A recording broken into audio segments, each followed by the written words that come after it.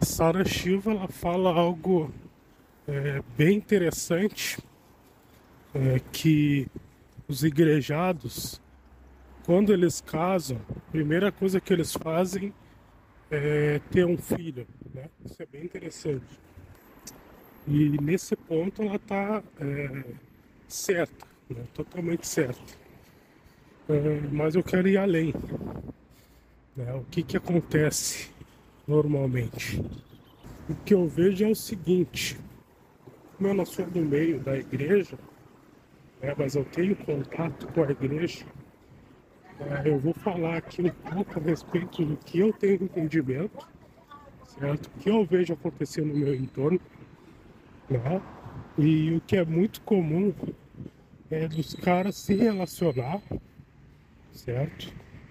E muitas vezes no primeiro ano de relacionamento já tem um filho, né?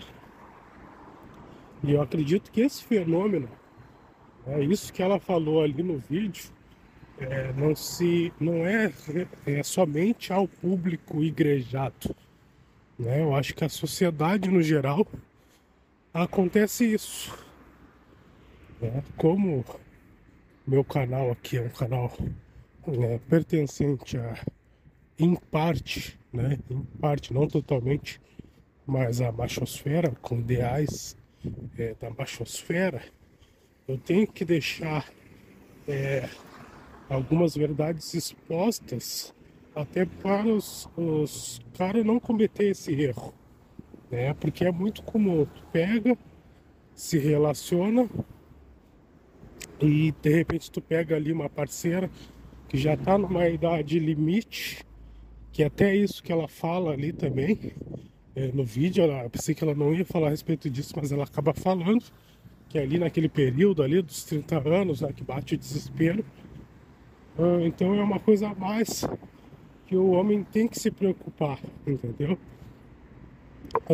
Por exemplo, o homem, ele não tem muita noção, né, da questão reprodutiva feminina, né? Porque o homem ele tem uma longevidade nesse quesito de reprodução, e a gente vai entender que as mulheres elas têm um período de fertilidade, tem um período de duração, não é que nem nós que muitas vezes na terceira idade ainda conseguimos reproduzir, né? A mulher ali com 30 anos já começa a dar problema, já começa a se tornar gravidez de risco, já aumenta as chances de o bebê nascer com alguma deficiência. Então tudo isso tem que ser pensado. Mas voltando ao aspecto de relacionamento, o período de um ano é muito curto. É praticamente um tiro no pé. Com um ano, tu não tem como conhecer a parceira. Em um ano a gente não conhece ninguém. A gente pode achar que conhece. Tu vai ter um conhecimento de quem é quem aproximadamente em 2 anos. Tu vai ter um entendimento, mas a pessoa vai te mostrar quem ela realmente é por volta dos 4 anos de relacionamento. O que eu tô querendo dizer é o seguinte, que o tempo ideal é para se ter um filho, filha, né, filhos, é a partir dos 5 anos de relação, né? Antes disso é um tiro no pé, entendeu? Antes disso é improvável, entendeu? Até porque são etapas, relacionamentos são etapas, né? Começa ali casual, né? Ou não, né? Muitas vezes a gente tem a ideia de que vai ser algo casual e acaba se tornando algo sério, né? Tem isso também. Então tem que ter muito autocontrole e saber analisar a situação. Um ano ali, como eu falei anteriormente, é impensado. Porque tu não tem como conhecer a parceira em um ano de relacionamento, né? Aquele primeiro ano ali é o ano dos testes ainda. No primeiro ano, a pessoa ainda está se esforçando, quer mostrar que ela serve para casar, que ela é uma pessoa digna. Então, esse período assim tu vai analisar, né? Vai analisar o indivíduo, tu vai, assim como tu vai conhecer a família, né? Para ver como é a família, entendeu? Porque a família, ela tem influência, né? Sobre nós, sobre as pessoas, né? Até sobre nossos comportamentos. E tu vai conhecer a família, né? Vai ver como é que a família se porta, né? Vai ver se é uma família problemática, se os familiares são falcatrua, tudo isso tem poder na personalidade do indivíduo. O habitat, né? O local onde ela se criou, isso é muito importante. Não adianta tu querer uma ovelha que foi criada no meio dos lobos, né? A atitude dela vai ser de lobo, né? Por mais que seja uma outra espécie. A criação, o habitat, influencia totalmente na personalidade de um indivíduo.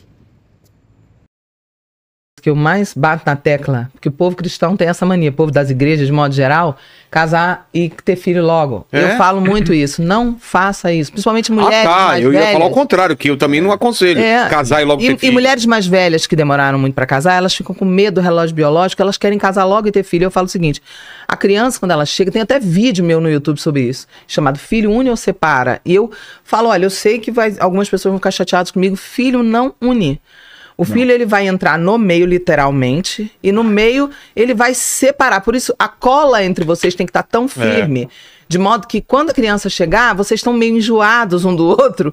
A criança é um ótimo momento dela chegar quando vocês estão começando a entrar no boring, achando chato, tá junto. A criança é maravilhosa para apimentar, porque a criança vem dar uma separadinha. Você começa a sentir saudade do seu cônjuge. É o que ela falou para você. Então, exatamente o que ela falou, porque a minha filha demanda tanto dela e demanda de mim também, que ela fala assim, nossa, eu não consigo conversar com você.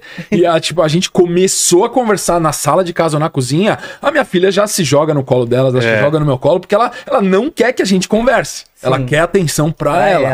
Uma informação que eu quero incluir aqui e tem conexão com esse assunto é o fato de as pessoas estarem preferindo ter filho tarde, né? Tem muito caso aí de mulheres congelando seus óvulos, né? Para poder utilizá-los futuramente, o que não deixa de ser uma forma de burlar a natureza humana, que tu tá dando, tu tá prolongando ali o teu tempo, né, para poder gerar um filho, né? Toda pessoa tem um tempo, o corpo tem um tempo. E isso já não é mais respeitado. Então o que acontece? As pessoas estão focando muito na carreira. E eu não estou dizendo que isso seja errado. Só que assim, o indivíduo chegar nos 30 anos ali, 35 anos, sem ter um filho, é muito complicado. Porque então eles vão focar em tudo que evite isso de acontecer, né? Que diminua a natalidade, né? Então, assim, eu não preciso nem dizer o que seriam essas coisas, mas basta a pessoa ter um pouco de cérebro para conseguir raciocinar e entender o que eu estou dizendo aqui. Então as pessoas ficam com medo, porque acham que vai ser caro, e não deixa de ser caro, realmente é caro ter filho, mas eu faço o seguinte questionamento: quando que não foi caro ter filho? Né? Daí vocês vão dizer, na época dos meus pais, na época dos meus avós. Vocês têm certeza, vocês viveram essa época? Né? Que dava para comprar mais coisa, que os produtos do mercado eram mais baratos. Daí tu vai ver quanto que era o salário mínimo. Né? Ver quanto que era o salário mínimo. A população não era maior. Entendeu? Não era maior, então não tinha por que haver aumento nos preços.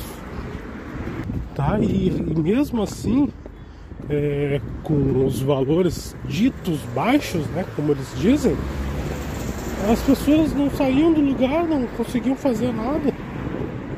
Ou seja, se era melhor, por que a população não melhorou?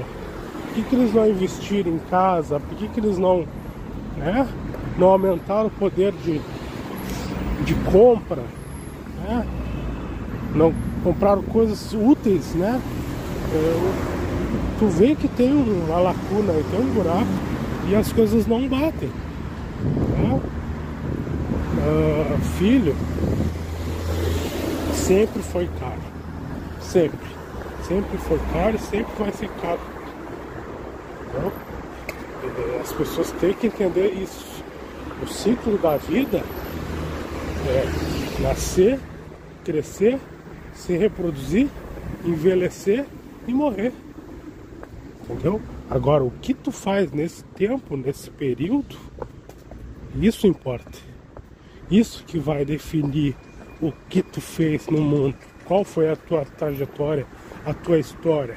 Se tu pensou só em ti como indivíduo ou se tu pensou em outras pessoas. Se tu ajudou outras pessoas, que tu teve a capacidade de apoiar e ajudar.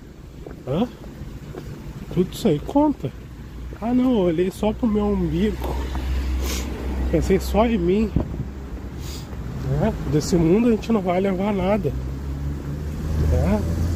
O que eu penso é o seguinte: se eu tiver condições, e por exemplo, hoje tem os mingtaus, eles não sabem usufruir da ideia mingtal, eles não têm noção. Mas imagina tu chegar a ser um mingtal e tal, ficar idoso, aquela coisa toda, seguindo o script certinho, e as tuas coisas vai ficar para quem? Pro governo? É isso que as pessoas não estão parando para pensar. Pega ali, tem teu sobrinho lá, tem um parente ali que tu gosta, que sempre te tratou bem. Cara, faz como é que eu posso dizer, faz um testamento, para aquela pessoa e deixa tudo para ela. Como diz lá, tem um versículo bíblico, que diz que a gente não vai levar nada, só vão ficar aí pros ladrão e para enferrujar as coisas. Se tu tem a capacidade, mesmo que no fim da vida, de fazer uma pessoa feliz, faça. Largue essa mediocridade do brasileiro. O brasileiro em si é medíocre. Entendeu? Retornando então ao tópico, ali a parte que a Sara Estiva fala das mulheres de 30, que ela bate desespero e com razão. Mas por que elas não pensaram em formar uma família antes dessa idade? Quiseram usufruir da solteirice, do carrossel. E quando elas perceberam que não iam ficar novinhas para sempre, não iam ficar gostosas para sempre, decidiram buscar e encontrar um otário para casar e para ter filhos. Essa régua aí não tá batendo. Está injusto isso aí, não tá fazendo sentido. A balança tá pesada para um lado só. Então por isso que eu digo, todo efeito tem a sua reação.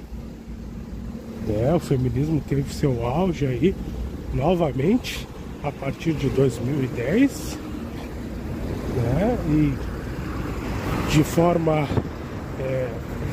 indireta, né?